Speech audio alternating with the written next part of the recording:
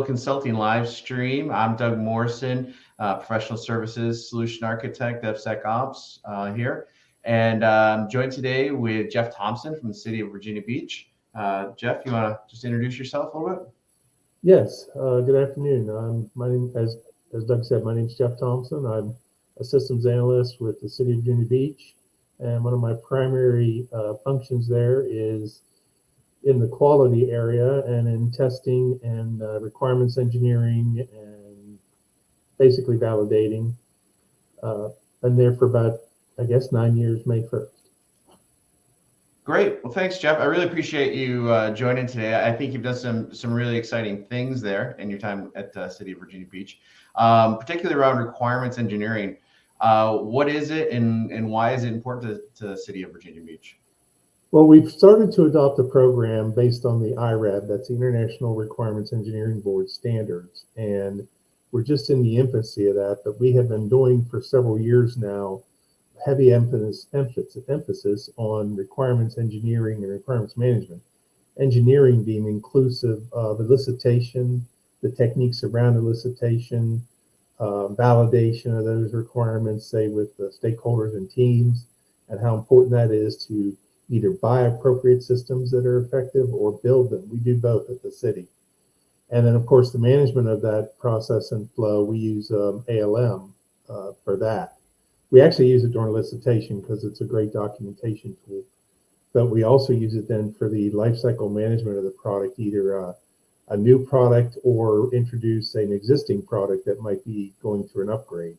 But after a new system is put in, and we've proven this multiple times, we've used the product and the IRAB standards to greatly impact our timeline and our cost and expensive, and as well as making sure that we got what the customer needed, which is, of course, the whole benefit of that. Now, we're a public organization, so it's not profits with us. It's making sure that we are doing the best we can do with the public resources we are given to satisfy the customers, our taxpayer. Those are some great benefits, and I think those are some of the things that really interested me when I heard your story. Were there any other specific challenges that it helped you overcome, or problems that you were dealing with? As in any organization, there are certainly sometimes a slowness to adopt, a slowness to see the value after an organization has done something for a long time. Not too unusual. We bit off a huge project to basically initiate this and prove it. And so we used it for an installation of a new 911 computer-aided dispatch system for the city. And we subsequently to that went through several upgrades using this system, and we changed our testing paradigm and our upgrade paradigm, still along with requirements engineering and management standards. And we started then to get quite a bit of buy-in by the staff and management. And then I had written a white paper about why we need to sort of formalize all that and hopefully standardize it across the department. And one of the things we're doing here is we're moving towards a federated teams approach where we use resources from our customers, or what we call, you would call line of business in the private sector. We call communities of interest here, the various groups around the city. And so the federated model is we will be using resources from those departments. And of course, we want buy-in to all the IRAB and all the RERM and ALM standards. And so we are in the process of writing all that and putting all that together. But we have considerable buy-in now. So it's made things a lot easier, and we're progressing. It's a lot of work. That's awesome. A lot of our customers deal with regulatory and compliance issues. So that's fantastic. I know a lot of process and goes into this, but were there any tools that you used to accomplish this? You mean as far as something like ALM? Yeah, the Micro Focus ALM product. I think you were. Yeah, we use the Micro Focus ALM product. A lot of people have a tendency just to use pieces and parts of that, but we made a conscious decision when we brought that product on board that we were going to insist that all teams use all parts of the product. In other words, we didn't want you just getting a project set up and you were just going to do your testing. No, we wanted requirements validation. We wanted business process models put in. We wanted the tests in there. We wanted everything tied up across the width, breadth of that product, which is excellent. And that's been our strongest means to promote this, is to use those tools. And of course, there's an excellent Excel interface to it. So some teams would like to just write their requirements in Excel and hash it out in sessions. And so we use that also to then upload to, or download, however you want to do about it. We also use it pre-RFP.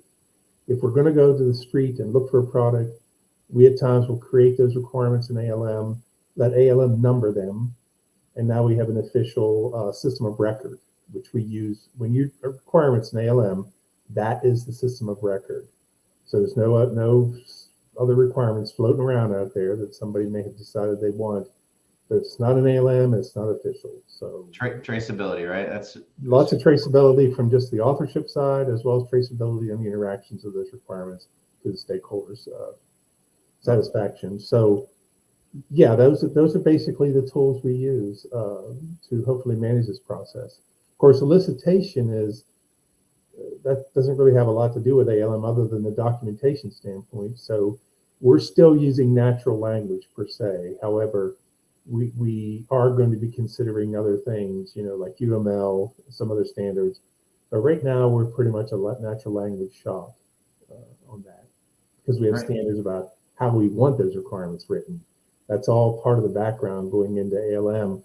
They all have to pretty much be written the same way. We want them structured the same. We want them validated the same. Mostly because I'd like to compare apples to apples, not apples to oranges. So how long did this requirements engineering, requirements management initiative take, or would you consider it done, or is it an ongoing effort? Well, I wrote that white paper about 2 years ago, and we've been slowly moving towards that. And now it's become kind of official. So we're moving towards that. I'm in the process right now of doing an extensive outline for topics that we do or do not want to address. So there's some pieces of it we won't do in the city because it just doesn't make sense for us. And that's like any toolkit you have. But the major portions of it we are going to be using. And then we try not to overproduce policies and procedures, because we want the flexibility of ALM and the tool and the processes to work. But where we are and will be establishing standards, those will be policy, like these are the phrases that we wish to use in an RFP. And most of those are driven by legal and contractual concerns, or some people call constraints, because we are governed by, it's a public organization. So we have certain state laws and local laws we have to maintain. The same thing as the private sector has to do a certain amount of that, certainly. But we have purchasing agents that, agencies that we have to fulfill certain needs. So we have to have a policy for that. It's an ever evolving solution. It's taking a lot of time, but it is starting to come together nicely. And I'm developing a training curriculum right now as we speak around all this. That white paper that you mentioned is very informative. I found it very helpful. I think requirements is one of the areas people often overlook, and probably is a direct cause of quality issues. I think it's public knowledge. Is it okay if I share that with anybody that asks to see a copy? Sure. Yes, that's fine. That would be great. Thank you. That would be very generous. How does this set you up? How does this support, other future endeavors like cloud or DevOps and other things you have going on there? Well, right now we're getting ready to set up a private cloud for that exact CAD system for 911. And we're calling it CAD to QTS, which is a site we have up in Richmond that we're going to be invoking our CAD systems to.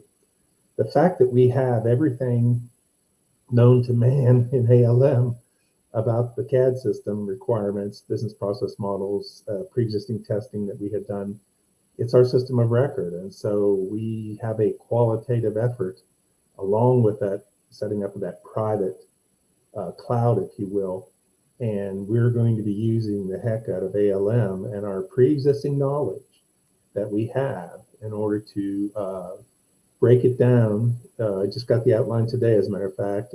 Break it down into functional units and ALM, apply quality control purposes and standards there, and it'll help us tremendously by obeying, doing that, and also in line with the requirements. And validation is the name of the game. When we turn that on, that's a 24/7, 365 system. It's the 911 center. It has to work. And That's so awesome. we're strict on the quality around this. That's very meaningful. So thank you very much for that. I want to try and keep this 10 minutes, but respectful of your time. I know this is your lunch hour. Thank you for joining me. I really do appreciate it, Jeff. If anybody has any questions or wants to see that white paper, they can reach me at Morrison, MORRISON @mjm.com. Thank you so much. Appreciate everybody's time today. Jeff, thank you very much. I look forward to seeing you again in the future. Thank you.